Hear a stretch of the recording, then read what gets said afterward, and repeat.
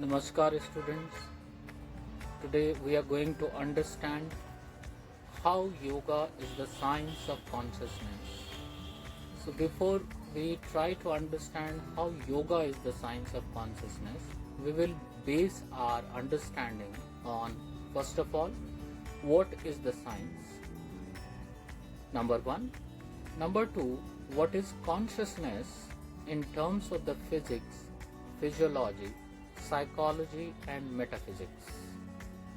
Number three, what is the expert's opinion on consciousness and yoga, and certain examples that yoga developed as a science of consciousness.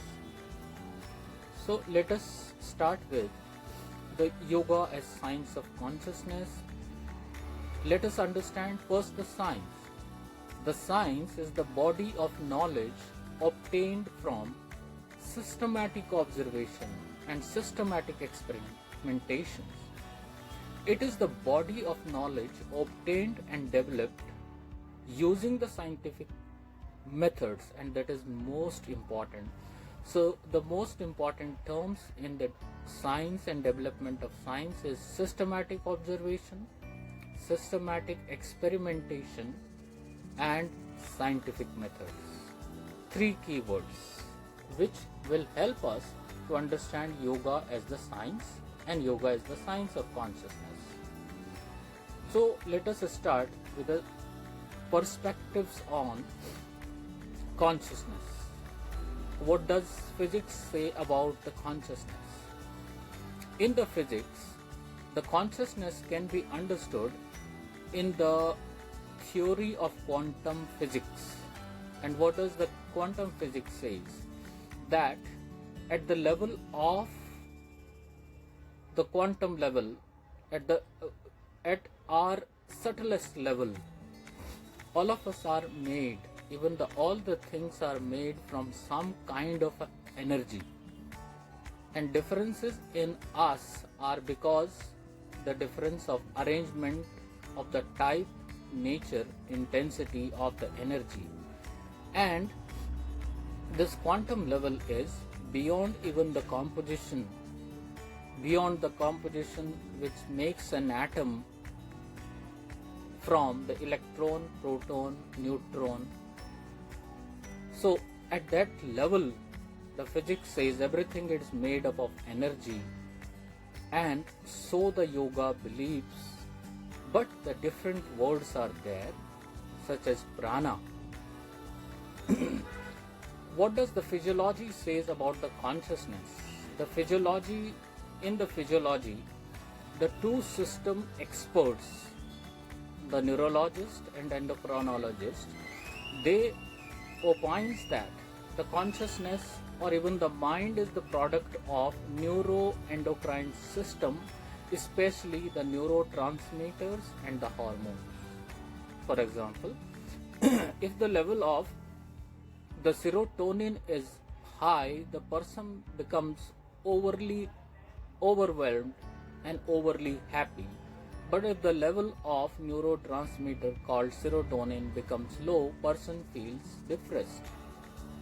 Similarly, the hormone. If the sex hormone in female is increased, she tend to behave more like a man, courageous, masculine, and aggressive. And if that falls down in behavior, could be opposite. Similarly, if the female hormones in men become high, men may tend to behave more submissively than the all other men. So let us now understand what does psychology says about the consciousness.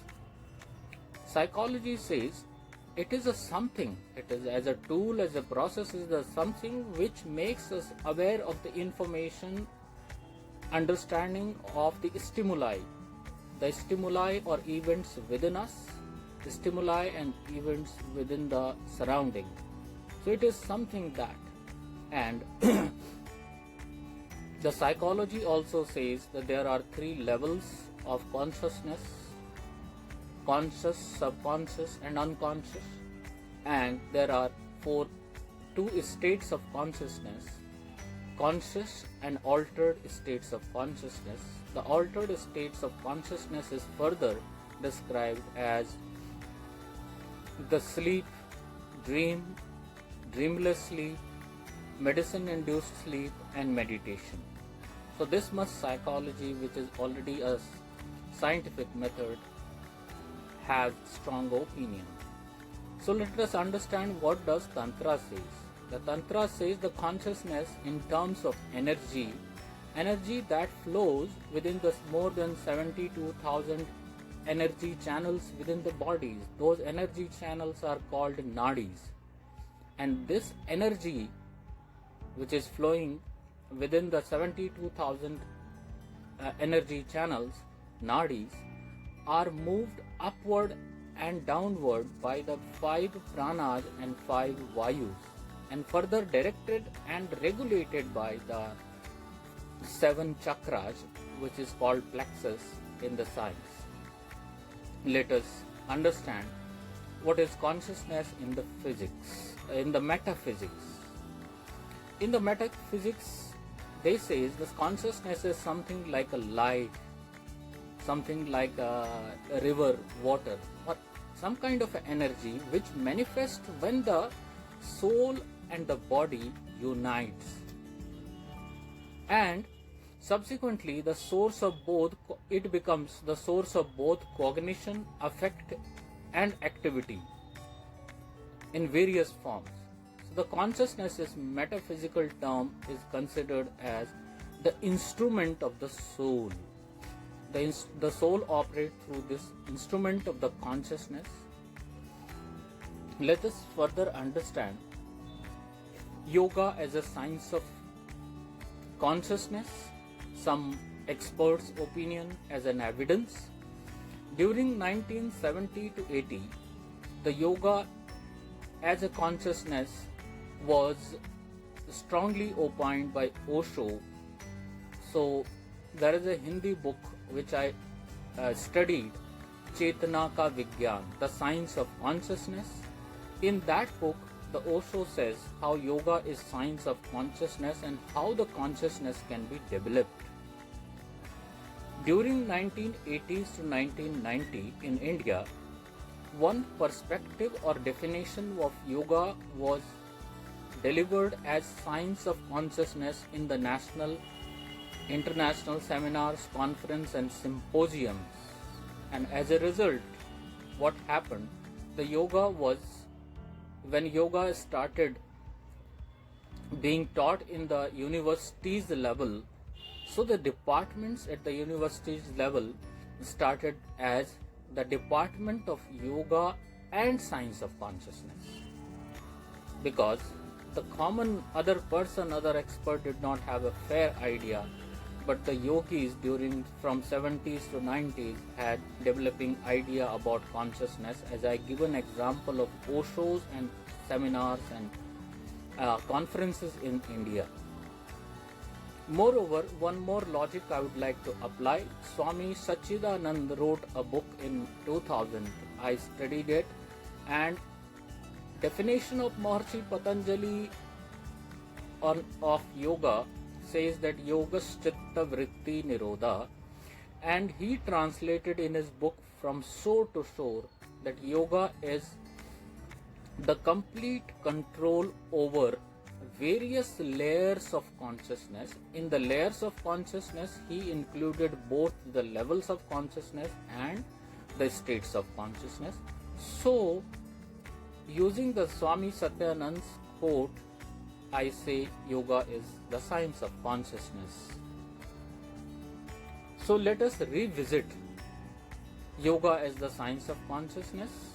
So I am visiting again the science. Of course, the science is the body of knowledge obtained through systematic observation and experimentation, which I already discussed.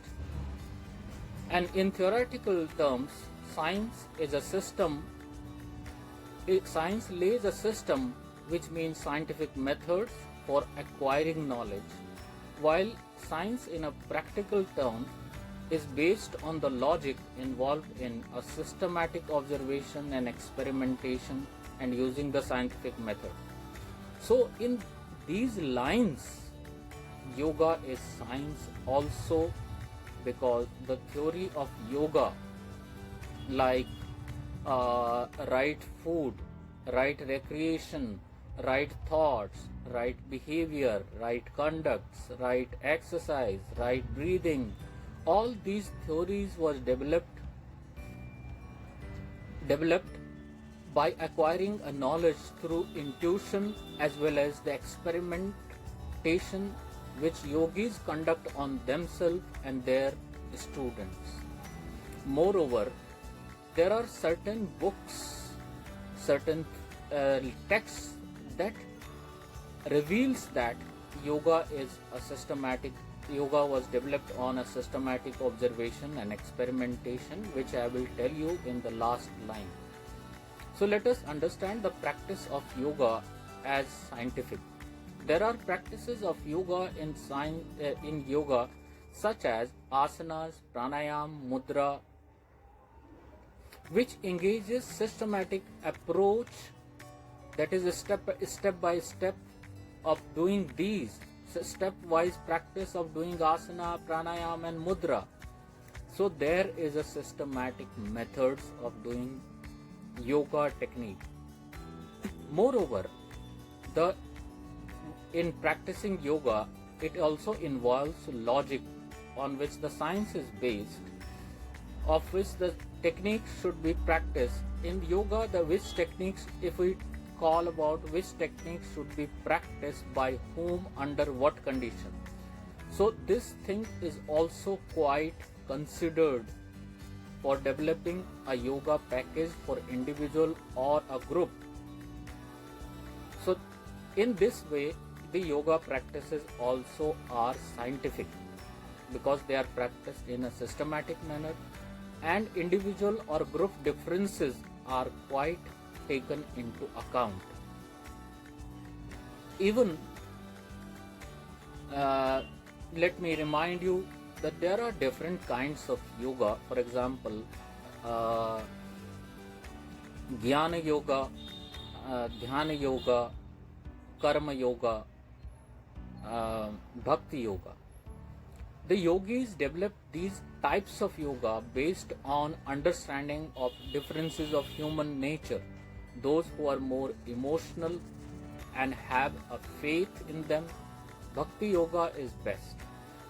Those who are logical and philosophical mind, for them the Jnana yoga is best.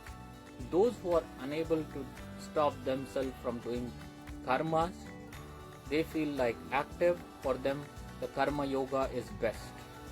Those who feel their mind and emotion need some kind of a practice, the Mantra yoga is best for them. So here I want to emphasize the individual differences are being taken care in developing types of yoga, not only the yoga practices like asanas, pranayam. So at the last note, I would like to remind you, there are the yoga texts called Shiva Swara Samhita and Hatha Yoga. The Hatha Yoga is also called 4-step yoga. The aim of Hatha Yoga is to attain Samadhi or attain Raja Yoga, and there is a system for that. And the first system says the first step is asana, second one is pranayam, third one is mudra, fourth one is nada anusandhan as a dhyan for attaining samadhi. Similarly, Shiva Swara Samhita says if your right nostril is active, which activity to be done, if your left nostril is active, which activity should be done. So here the energy flowing through the left and right nostril is linked with the various lifestyle activities. So these two books are even the examples that how yoga is developed on the systematic observation and systematic or scientific methods. Thank you very much. Thank you.